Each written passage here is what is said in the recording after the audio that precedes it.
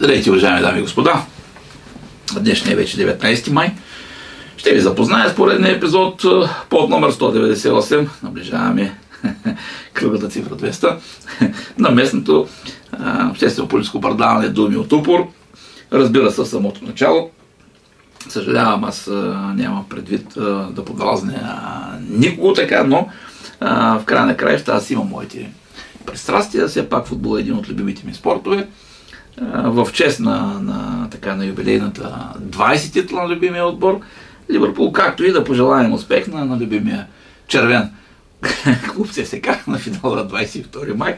Така ще позволя, нали, един лек ребран. Все пак в края на краища аз мисля, че заслужават уважение, усилията, мисля, че нивото, и като говорим и за, може би, най-силното клубно първенство, знаете, света английското, само така не е лошо да си припомним, че само преди известен брой години имахме голмайстор на английското първенство.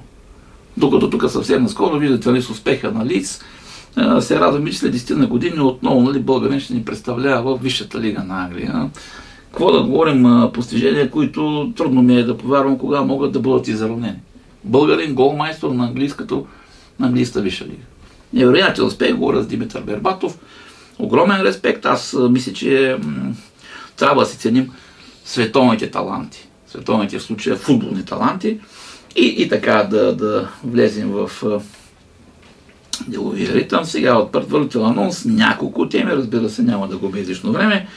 Направо ще се опитам да вляза в нещата, които съм ви подготвил.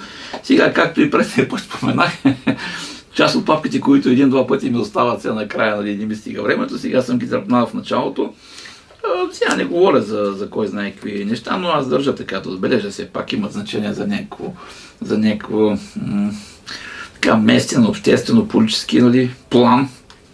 Сега, примерно, тук виждаме един анонс на едни участия в Конгреса на Европейска народна партия в Валенсия, в смисъл наш представител доктор Ел Александров.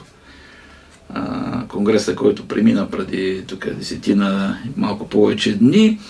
Той като част от делегацията на СС, сега съжалявам, аз никога не съм се крил отношението.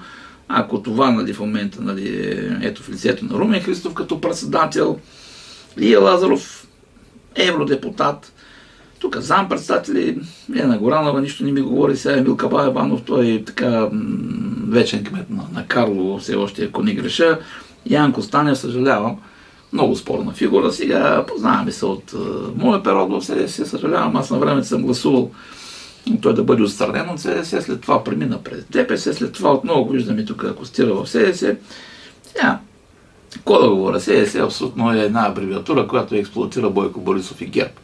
Това е истината, по силата там на някакви организации, нали, в Европарламента, по някакви такива послания, нали, трябваше ГЕРБ да участва с СДС, в случая те имат един депутат. В момента в нашия парламент бивши Румен Христов, сега доктор Александров. История на отношение от много години, последните години абсолютно никакъв контакт, съжалявам, той за мен е част от порочната система, която е сега веднага също, нали, понеже отворих темата и искам да я допродължа, точно в началото е момента. Все пак не мога да се забрави, че на 28 април 2016 година се запаре на докладна записка Дарин Димитров предложи Хамди Илядов за почетен гражданин. Значи това е едно от лицата на този проваления местен преход за мен, на който съм посветил няколко книги. Значи знаем много добре и преисторията. 37 те наречени видни наши съграждани тогава предложиха, нали, Хамди Илядов да бъде удостоен с тази висока чест, най-високата в нашата община, почетен гражданин. Сега някои от имената аз бях почнал да ги читам, сега отново така ще пробягам по тях. Ето свещеник Славчо Проданов. Водещ така, нали, списъка сега е Веряхов и Ясно. Сега бившия кмет Мирев. За мен това е едно активно мероприятие, точно на бившия кмет Мирев. Ще ви обясня след малко защо, нали, по-бившия, нали, Петър Карагеоргиев. Те са вече на възраст, гледат се там старите години.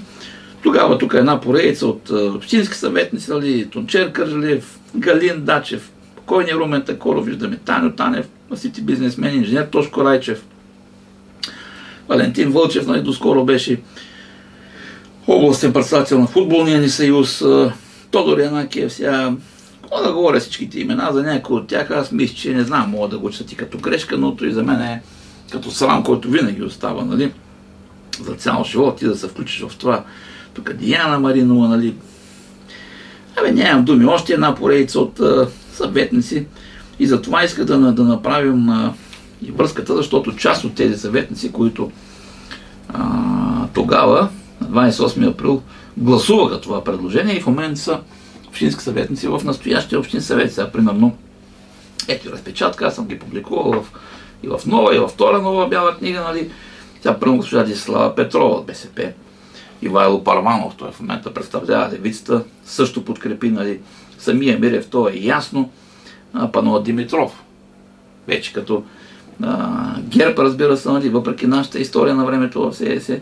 Тук Пламен Белколев, тогава като съветник, ето самия Танев като съветник. Нали, другите са ясни в момента, но какво да говорим, това е модела, който според мен, това беше едно мероприятие точно на кръга на Мирев. По този начин те искат да легитимират в обществен план тези изключително огромни, нали, бих казал през неговите срамни за мен 4 мандата на раздаване на атрактивната ни общинска собственост. След малко ще изкоментираме и бюджета. Ами, когато ощетиш зверски общинската собственост атрактивна и раздадеш по всевъзможни схеми на лице като Хамди Илязов, което, разбира се, забележете, той въобще, нали, неговото включване, той е рекордьор в момента в цяла България. Цяла България като общински съветник нон-стоп от 95-та година, нали, с всевъзможни решения в жестоки конфликт на интереси, всичко е преминало, понеже чадъра догоре на съответните органи, нали, над гърба му, но забележете, Хамди Илязов, аз ще върна малко лента назад, защото мога да го направя, съм съвременник на тия събития, бил съм на първа линия, за приватизационен фонд Мизия, със сигурност по-младите ни съграждани сигурно нямат си спомен, но това беше приватизационен фонд по масовата приватизация по правителството на Жан Виденов в проваленото правителство през 1995 година, където целта беше ясна. Просто трябваше да съди възможност на тогавашната стопанска номенклатура на БКП, разбира се, преименувана на БСП, да успее да вземе колкото се може част от атрактивната тогава държавна собственост. Това е. Той е фонд, след като ръководство на фонда в лицето, примерно тогава на някои имена, само ще споменем, нали, Райчо Николов, нали, известен бизнесмен, Петко Матеев, тогава покойния Папазов. Се разделиха там активите на този фонд, който беше много набързо ликвидиран, без да дадат никакви обяснения. Ликвидатор беше все още жив и здрав господин Галин Дачев. Той може да поговори по тая тема, ако иска. Но това беше схемата, в която, разбира се, този фонд беше подкрепен от Хамди Илязов. Нали. Аз съм ви цитирал, тук има документи, които са публикували в промяната първа част, така. Впоследствие вече същата матрица, същата схема, това са в мандати на Мира. Просто тези хора трябваше на точните хора да бъде раздадена атрактивната общинска собственост. И това се случи. Той в момента с някакви 50-60 наематели, най-добрите обекти, получени почти без пари, с един ремонт, ребрандира ги, търговски помещения под найем, около 50-60 или колко му са вече, не знам, наемателите. Не всеки може да направи сметка, тук до известно време, защото той всяка година на 1 януари, доколкото знам, с процента на официалната инфлация актуализира наемите. Че те само 3 супермаркета на Булмак, на бизнесмена Трънчев, бяха около 50 000 лева на месец, сега са сигурно и повече. От една страна видяхме тук миналата есен най-големият индивидуален дарител в кампанията на новото начало проекта на Пеевски, Хамди Илязов, 200 000 лева. Естествено, внука му е втори мандат, депутат от новото начало. Така че тази схема порочна, аз това ви споменах, че за мен Яро Александров е част от това статукво, нали? Порочно местно статукво. Те се опитаха, нали, вече, нали, да го ребрандират по този начин. Не случайно това ОФЕ управление, то продължава и в настоящия мандат. Сега, разбира се, влизаме в така като един поглед върху парадирната седмица, въобще, нали, така наречения ден на Търговище. Сега е тук, естествено, ще направя сега някакъв критичен прочит на едно програмно интервю, което имаме тук в 24 часа, вестник 24 часа, сега 14 май. Сега вече какво заглавие? Градът е магнит за млади хора сред най-добрите области по пръст. Значи не знам, аз и преден път съм коментирал и на така нареченото представяне на общинския бюджет, Дарин Димитров е сериен лъжец. Значи той те гледа в очите и те лъжи без да се мисля. Сега, хубаво е като някакво заглавие, тук, нали, като някакъв, нали, такъв рекламен анонс, но това е просто толкова, нали, неверно, че не може да бъде. Не знам защо се продължава да се поддържа тази заблуда че едва ли на нашия град се разширява дори и с, ето тук в някакви демографски данни, ако погледнем, ние сме били от тези общини, където имало вече по линия на механичния проръст някакво увеличение на населението. Димитров. Цитирал съм данните са публични, всеки може да ги погледне. Имаме преброяване. От преброяването ние като община сме под 50 хиляди. Града е на около 33-4 хиляди, селата са на 15. Нали, няма такива тук цифри, които ви се опитвате да представите и то публично, то пред цяла България. Едва ли не, всеки ден посрещаме или всяка седмица на ЖП гарата, нали, хора следващи от влаковици с багажи, идващи да стават граждани на търговищите. Ама престанете с тия тук стъкмистики, знам много добре и съм ви питал официално през достъп до информация. При вас общината е 70 хиляди. Това са абсолютни стъкмистики, това не е верно. Това не е верно, като махнем тук някакво панерско цяло оживление, града просто е примрял, замрял. Айде стига с тия тук лъжи. На първо място бил магнит за млади хора, да припомня и доскоро. 10 на 15 човека на пенсионна възраст, ръководители на звена и на общински предприятия и фирми. Ша Вълча Бог да е прости, почина като шеф на знаме. Магнит на млади хора. Какви млади хора? Вие работите за заварените на 90% управители от Мира. Вече 10-та година сте кмет в края на краищата. Почваме тук сега, нали, да се хвалим едва не. Добре, тук за инвеститорите Тракия, Глас, Пашабахчете са много преди вашето управление дошли. Нямате никакви заслуги в края на краищата. Тук какви показатели, статистика тук и така нататък. Сега почваме вече така и вътре. Сега оказва се, че съвсем скоро, нали, ние ще почнем да строим и закрит плувен басейн. Нали, това е някаква новина и за мен, нали, в края на краищата. Сега относно индустриалната зона, след малко тук ще ви покажа, нали, това също е някакъв блъв. И колко ние сме зле в това отношение, хората е тук, нашите комши, Шумен е някакъв образец в това отношение, Разград препълни една, втора, търси място за трета зона. Ние нямаме първа копка. И се хвалим, нали, че най-накрая тая линията индустриална зона Белки ме изградим. Какво да изградим? Собственици на завод Енергия ще се направят там някакъв туник, нали, на територията на завода, общината е като резервна гума. Но няма значение вече, нали, мераклиите чакате там на Баира, нали, преди входа на Васил Левски, нали, да се включат, нали, в тая неродена още индустриална зона, да се запишат, нали, че да почнат и производство да правят. Не е сериозно това тук сега. Ето сега, точно от тия предвидените 27 милиона лева, нали, от плана възстановяване и така, добре, нашето участие тогава, що не го иска, примерно, той, който е водещия партньор в индустриалната зона, Прима Магна група. Не го иска, нали? Аз съм е питал, официално това е отговора. Ако не поиска, тогава ще съберем да решим, нали, откъде да ги подсигурим тия по 4 милиона. С нашето, нали, участие в това дружество, нали, което направихме. Те не ги искат, защото просто, не знам, вие си направите сметка. Кой наброи за живи, не знам, с тия стотина декара там, които, нали, сме включили, с непроменен статут, все още, нали, част от земята и така нататък. Там, вече ми става индустриална зона, нямам думи, нали, но хубаво е така да помечтаем, нали, в един момент. Тук е добре, че имаме някакво усещане, че добре е човек да мечтае. Дори и аз да не съм кмет, нека хората знаят за тези перспективи. Окей, ще ги имаме преди тези перспективи. Аз мисля, че в средата на третия мандат трябва да се позамисли наистина, защото все пак, нали, като гледам тук правилно е посочено, че, нали, 62-и набор, село Светлено, Възтърговище, но вие сте вече на ръба и на пенсиониране в края краища на края на този мандат, ако да кажем, нали, го изкарате успешно до край, така че добре е да има поглед в бъдещето. Сега, хубаво е тук, че на въпроси, нали, и то актуални въпроси, поставянето, примерно за водоснабдяване, след малко ще имам, нали, там една справка, която получих от ВИК. Сериозен е проблема наистина на водоснабдяването. Трябва да го мислите. Не знам, аз се опитах тая велика шахта там и да ви я покажа. Тук медийно стана, радваш се на огромен интерес. Не знам да има някаква реакция, нали, по направление на ремонт, просто да се спре този теч от този язовир, защото той с това темпо, нали, ако продължава да изсича тая безхаберна вода, иначе ще чакаме системата Дунав. Чакаме, ама някога, нали. Дунав е толкова далечна перспектива за Търговище, че изобщо някакво да коментираме, без да съм най-големия специалист. Все пак интересувам се, че питам, нали, който трябва. Край на краища, то така е принципа за всеки един проблем. Нали. То няма как всеки да знае всичко. Тук също ще ви поздравя, за 10-та година сетихте за този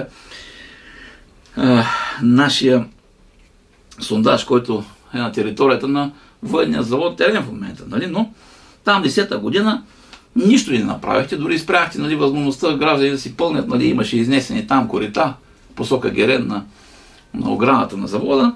Това отдавна приключи, сега тук вече, нали, ама някаква концесия, евентуално, нали, някой с някои възможности. Добре, ама до сега нищо, нали, по този въпрос. Добре, поне че го напомняте сега собствените ни приходи, да, наистина. 17 милиона в дъното сме в цялата страна. На 16% сме като участие в бюджетите, нали, на всички общини в България. А именно тук някаква грешка било от НСИ за най-ниска събираемост. Никога не е твърдал такова нещо, не знам, нали. Това е да е някаква грешка. Аз нямам никакви претенции за събираемостта. Аз имам претенции, че сме с изключително ниски местни приходи. И това, ви го казах и на това представяне, се дължи на това, че буквално раздадохте атрактивната общинска собственост, която, примерно, лица като Хамди и Лязов си пълнят всеки месец банковите сметки. С най-добрата общинска атрактивна собственост на най-готините пазарни места в града. Кой не го знае това нещо, нали? Само, че приходите отиват, нали, в неговия джоб, в неговата сметка. Ако това беше целта, нали, на цялата промяна или на модела на местния преход, дума да не става. Значи направихме с общинските активи някои хора супер богати. Така че това е реалността. Сега добре е така, нали, с някакъв рекламна цел е било това интервю, но нещата около панаира, според мене, аз вече подадох, между другото, заявление, чакам да получа, разбира се, отчет, всички приходи, разходи, договори на участници, на всички въобще, които са в цялата, дали не малка организация. За миналата година, знаете, по същия начин, пак през мене научиха, нали, гражданите, защото иначе тези работи не се публикуват във вестник Знаме. Не знам защо. На приказки сме много открити и много честни, но реалността е съвсем различна сега. Ето е, докато е темата, голямата тема за търговище водата, защото тя ще стане тема, бъдете сигурни, при липса на реакции ще задълбочи още това лято. Ето тук, слава Богу, нали, и на друга активност, главно и на тук едно шуменско издание, като гледам Шумен онлайн БГ, нали, те са поставили по същия начин на ниво министерство, нали, този проблем с тази прословута шахта 24. Това е от стария довеждащ водопровод, в момента обаче оттам се взема вода и за търговище. Нали, този теч ви го показах и така натък. Слава Богу, има някаква реакция. Тук се говори за загуби и говори се за мерките. Са поставили пред министъра в случая на регионалното развитие и благоустройство Иван Иванов, все пак той е от Шумен, категорично да се постави остро въпроса това да се ремонтира и да се отстрани този теч. Аз и предния път бях коментирал около 150 литра на секунда, при положение, че града се храни с 300 литра на секунда, да видиш как половината количество, което стига за град Търговище, нали, изтича в река Камчия, в случая тук се води, нали, грехота. При един доста паднал язовир тича, нали.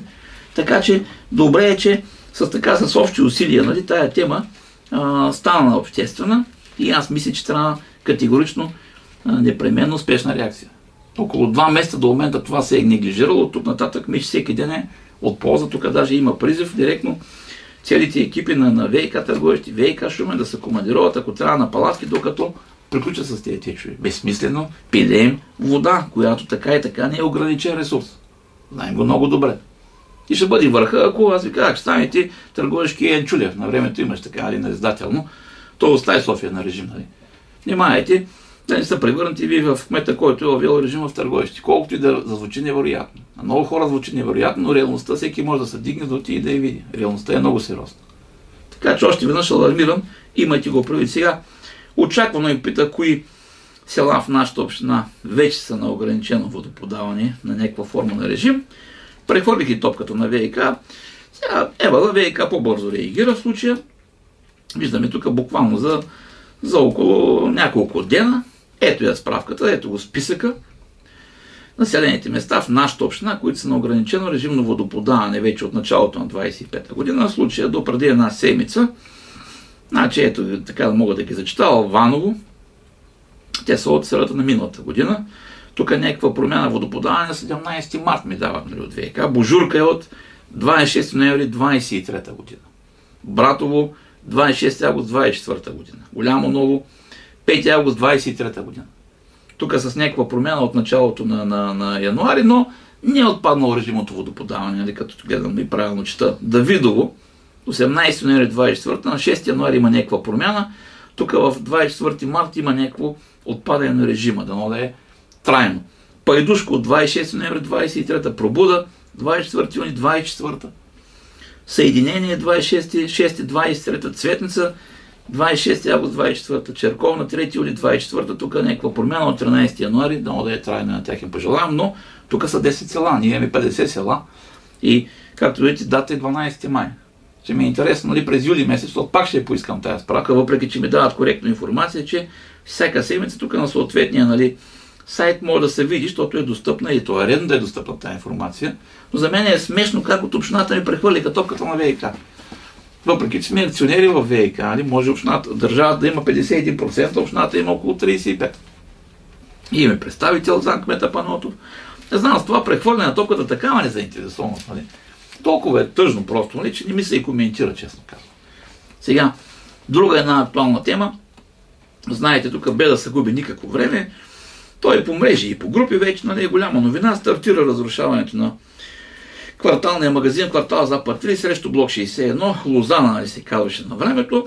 Там, знаете, проекта вече, нали, има разрешение за строеж и съответно инвеститор, нали, от Motion ЕООД, правител Ясен Манасиев, зверски стартира, нали, дейност около бъдещо изграждане на 2 жилищни сгради. Аз предния път го коментирах, нали, получил съм през достъп до информация разрешение за строеж. Ето, първият етап жилищна сграда, понеже имаше коментари в групите, нали, ама какво ще да се строи?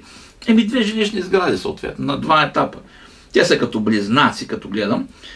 Жилищна сграда 20 жилища, сега отдолу, место естествено, тия помещения винаги така се ангажират, че има някакви там за болекарски кабинет место, за хранителни стоки магазин, нали, с 20 жилища и до него сграда Б, също с 20 жилища, значи горе-долу като разгъната застроена площ по 1900 квадрата. Значи общо 40 жилища, нали, на този терен от 1700 квадрата, който виждате, нали, е закупил инвеститора в средата на миналата година, но пак ви казах, аз тръгна да посъбера цялата документация.